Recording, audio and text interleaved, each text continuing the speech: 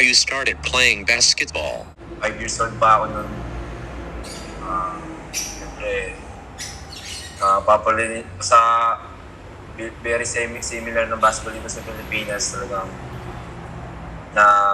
na-influensya lang din ako ng mga kaibigan ko. Sa totoo lang, sa pamilya ko, wala talagang mahilig basketball. Yung tatay ko, yung mga tito ko, hindi talaga nagbabasketball. Yun nga, gaya ng sabi ko kanina, sobrang ng basketball dito, yung sports, talagang na-influensya na lang din hanggang sa nakita ko na may nakita akong parang gusto ko siyang tuloy maglaro kasi nag-i-enjoy ako ng bata. Why you choose Arellano your first college school? Nung high school po kasi ako, hindi po agad ako Arellano. Kasi PCU Dolphins po ako dun sa Maytap. Naglaro po ako ng high school doon. Ng Naas po, high school. Hanggang sa... May iba kaming liga, hindi po kasi Naas ko yun. Parang na-scout po ako doon ng Arellano Braves, yung high school ng Arellano sa NCAA. May finals po kami doon. Then, kasunod namin sila yung sunod na schedule. Yun hanggang sa awa ng Diyos, maayos at maganda yung pinakita ko at nilaro ko kung sa kinuha nila ako. And kaya parang hindi na rin ako sumubok sa iba kasi sila yung unang nagtiwala sa talento ko. Sila yung naniwala sa kakayahan ko na kaya ko mapagsabayan sa NC. Kaya nag-go na ako, hindi na ako nag-trial sa iba talaga. Hirap ko na yung opportunity na yun, yung pagkuha nila sa akin. Then nag-enroll ako sa kanila, nag-practice ako hanggang sa awa ng Diyos na line up ako ng high school, tuloy-tuloy hanggang sa college. Kaya sila yung unang napili ko talaga na school. How's experience playing NCAA Season 99?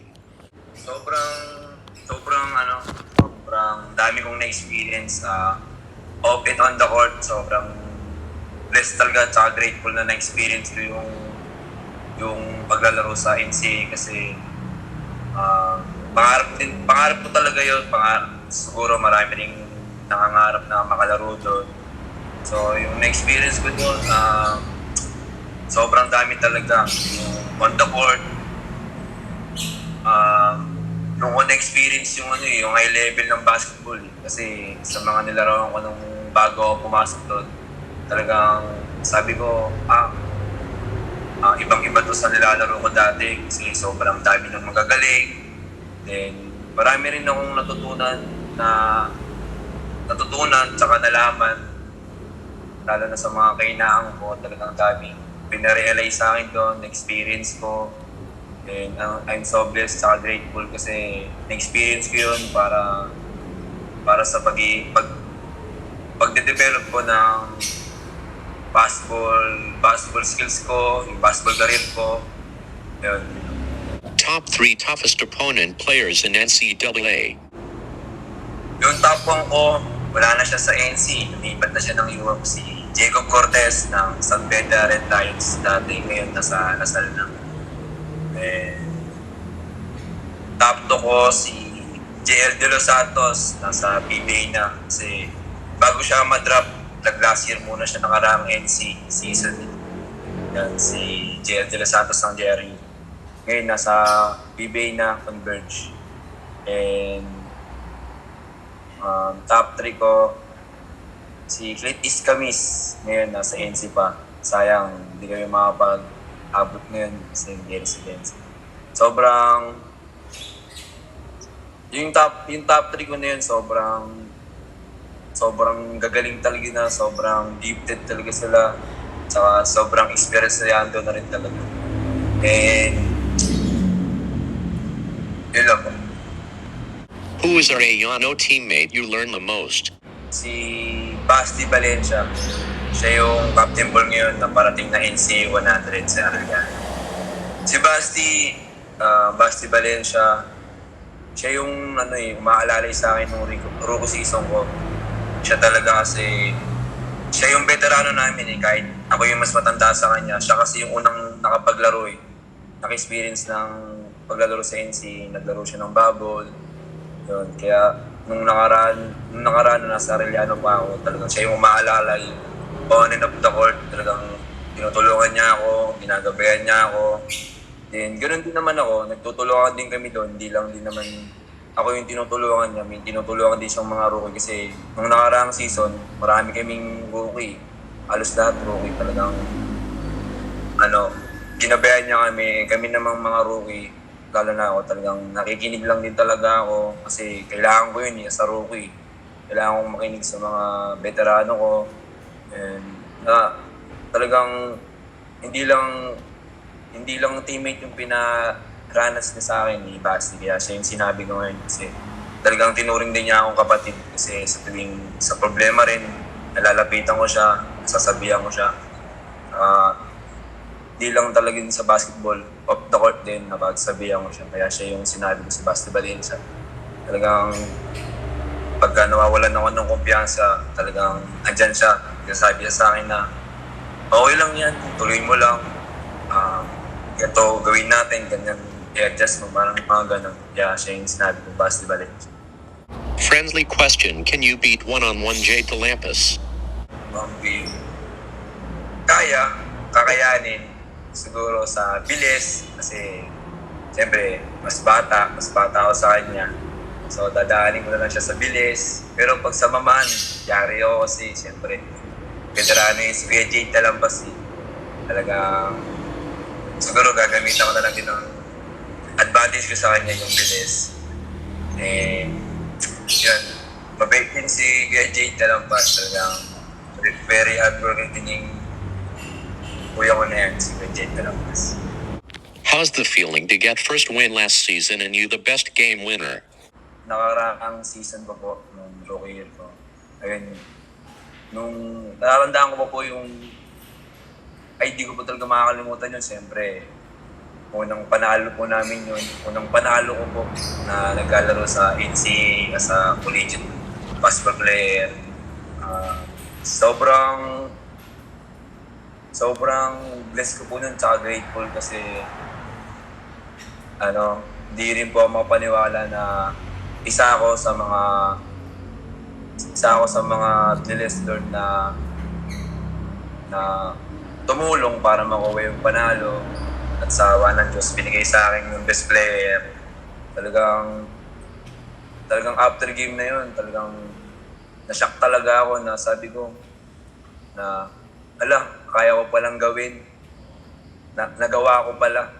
Yun, kaya talagang sobrang sarap sa feeling na yun. Hindi ko talaga makakalimutan yun sa pagtanda ko. Hanggang sa mag-anak ako, makakwento ko talaga yung kasi dream come true yun makapaglaro sa NC pa lang, dream come true. Paano pa kaya yung mag-best player ka, kaya sobrang sarap sa feeling nun, talagang sobrang sarap sa experience na yun. Marami rin akong natutunan nun, at marami rin akong nakitang mga sumuporta sa akin at naniwala sa akin, kaya ako siguro nagawa yun. How's experience playing in the MPBL? Nung experience ko, yung unang laro ko as a pro player, nung una, bago kasi ako mag-tryout, nung bago mag-MPBL, na kasi yun, kumbaga, talagang nakapag-decide na ako na mag-try ako sa Pro League at kumuha ng dagdag experience at the same time yung gusto kong ibalik yung kumpiyansa ko sa pamagitan ng paglalaro ko doon. Yung unang experience ko sa tryout pa lang talagang kinakabahan na ako kasi sabi ko hindi na rin talaga biro yung mga di biro yung pinasok ko kasi siyempre mga veterano na yung mga kasabay ko dyan, mga kalaban ko, siyempre at the same time mga ikampi ko. Kaya binibarig ko ng maayos yung sarili ko, lalo na yung mindset ko, yung katawan ko, yung kondisyon ko para kahit pa paano makasabay sa tryout hanggang sa awa ng Diyos, nakuha ko, nakapaglaro ko. Nung unang game ko, natandaan ko pa yun, sa Bataan, kalaban namin Bataan, sa Sarangani Marlins po kasi ako nakaraan naglaro sa MPBN. Yun, gabi pa lang po nun, di na talaga ako makatulog kasi sobrang excited po talaga ako kasi alam ko sa sarili ko na naganda po talaga ako, pinirepare ko ng maayos yung sarili ko, yung katawan ko, talagang nagprepare po ako ng maayos hanggang sa dumating yung araw na yun. Talagang nilabas ko lang din po talaga yung pinagandaan ko, syempre, yung talent ko, tsaka yung gigil ko na babalik ulit yung laro ko, yung kumpiyansa ko kasi sa totoo lang ng mga alas 2 nawala yung yung gigil ko sa paglalaro. Yun. Tapos naglaro po ako dun sa Bataan sa awa ng Diyos, naging maayos naman yung nilaro ko. Dikit lang din po laban po namin nun hanggang sa lumaro po ako hanggang crucial time. Talagang sobrang sarap sa feeling din po talaga na yung dating pinapanood ko lang, ngayon nakakapaglaro na po ako, nakakalaro ko na, nakakalaban ko na po. Dati ko ng mga idolo, ngayon nakakalaban ko na po. Sobrang blessed po talaga na lagi akong ginagayad at tinutulungan ni Lord. Talagang siya yung may gawa nun. Yun din po yung dala-dala ko ngayon na experience na makapaglaro sa Pro League. What do you learn from Gio Jillian? Huli namin pagkikita at pagsama sa isang lugar nun. Before pandemic pa nung nasa high school pa ako, nasa Arellano base po ako.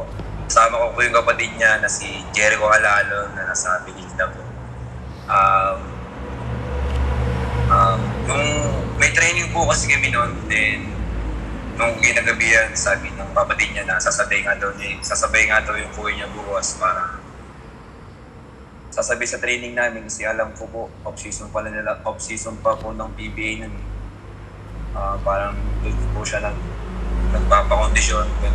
Nung nalaman ko po yun, talagang siyempre na-excite po ako hanggang sa na dumating po yung araw na yun, yung ensayo na po namin yun na nandun siya. Talagang starstruck po ako kasi siyempre idolo po ng bayan yun. Kahit po ako, idol ko po yung kasi nung nanonood po talaga ako ng NC nung bata pa po ako, siya po din po talaga yung nakikita ko na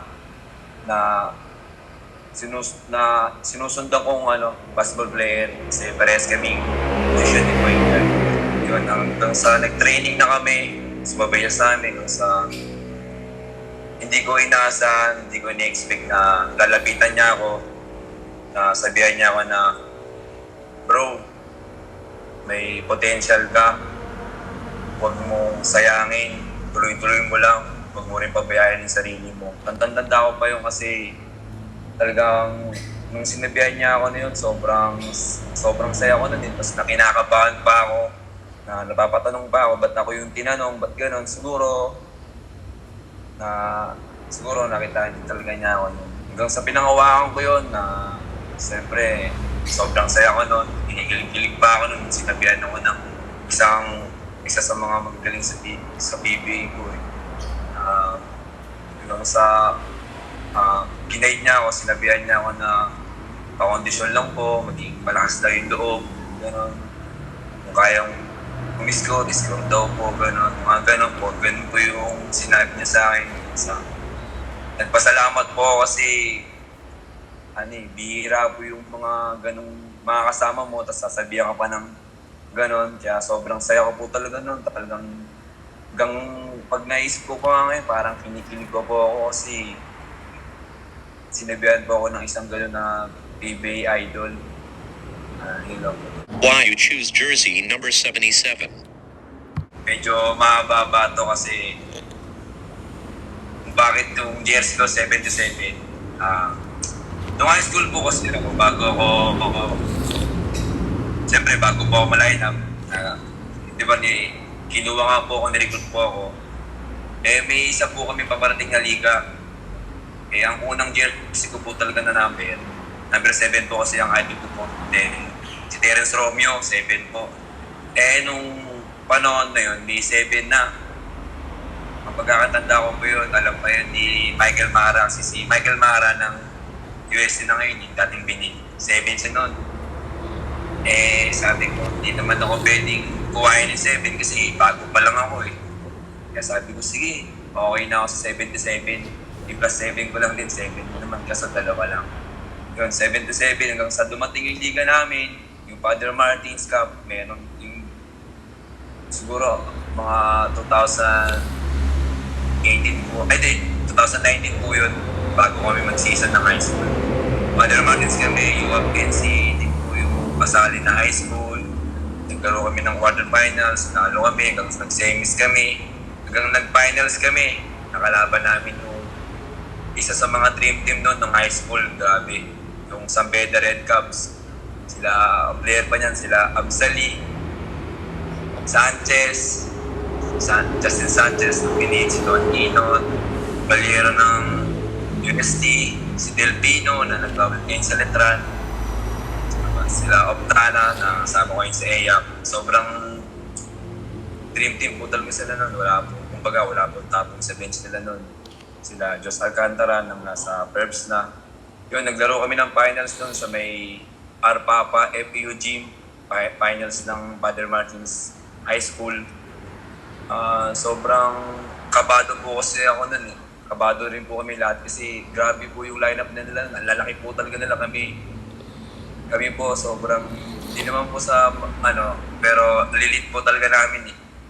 And kasama ko po nung high school ako sila Recto ng Mapua, sila Cuenco ng Mapua, kasama ko nung high school. Hanggang sa naglaro na kami, talagang pinairal lang talaga namin yung magiging magkakapalit namin sa loob ng court. Hanggang sa nagtutulungan kami, hanggang sa sa awa ng Diyos din, hindi kami natatambakan, tigit lang hanggang sa nag-crucial, nandun ako kasi medyo maayos, maganda yung nilalaro ko nyo, kaya umabot ako ng crucial time eh. Yun, ang alam ko lamang ng isa yung sa Beda Red Cubs hanggang sa na-rebound namin. Tapos parang fast break po ata, tapos nasa corner ako. Tapos bilang in-out po sa akin, tapos parang tinira ko lang po, pero parang hagis lang. Hanggang sa nung nakatira ko lang po, hindi po siya shoot talaga eh. Parang gumawin, tapos na-shoot po. Hanggang sa, yun, dumamang po kami ng dalawa, tapos last 4 seconds, time out po yung sa Beda Red Cubs. Yun, last play nyo kay Amsalipan, hindi ko talaga makakalimutan. Kasi na-stop ng teammate ko, kasi nag-champion kami. Na ako yung nagpa-game winning. Yun yung jersey dala-dala ko, sabi ko, ayos yung yung number jersey ko na bago. Ito na yung dadalhin ko habang buhay kasi ang ganda ng story ako dito. Na yun yung jersey number ko ngayon. Bakit 77? Last question, start, bench, and cut. Jalen Brunson, Steph Curry, and Kyrie. Start ko si Kyrie Irving. Kasi talagang yung rookie year pa lang niyan, talagang grabe na yung impact niya sa loob ng court. Kaya niya maglaro ng depensa. And talagang sobrang laking impact niya sa team kasi sobrang galing niya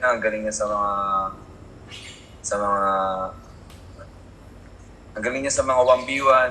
Yun, kaya niyang lusutan kahit sino. Then pagka hirap na siya, ang gaganda pa ng mga assist niya. Kaya siya yung start ko. And bench ko, Steve Curry, siyempre, siya yung talagang sobrang laking impact sa loob ng court pagdating sa 3 points. Ang cut ko si Jalen Brunson kasi